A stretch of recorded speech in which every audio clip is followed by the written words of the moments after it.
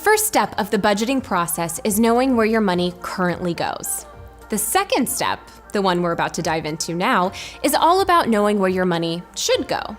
So, where do you start? Well, you start by getting a good handle on why you're budgeting in the first place.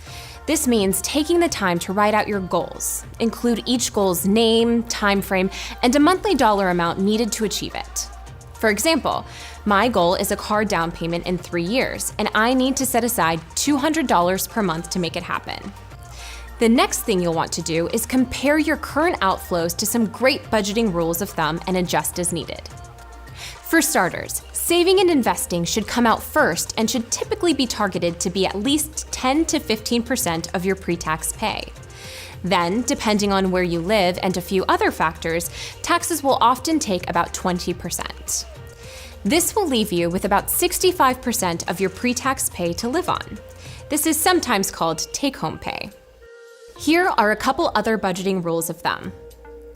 Total housing expenses, including mortgage or rent payment, taxes, utilities, maintenance, etc., usually should be capped at 23% of pre-tax pay.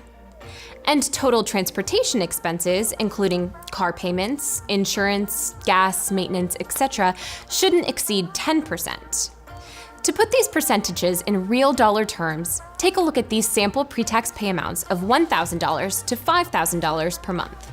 You can see that if your pre-tax pay is $3,000 per month, you should be saving and/or investing about $450 a month.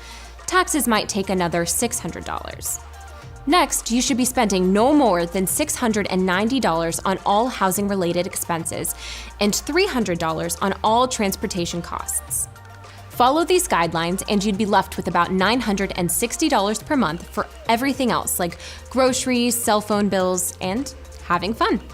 To be fair, the numbers that were just on the screen are only examples, but the approach should give you a good start on creating a plan tailored to your situation. So back to the task of knowing where your money should go.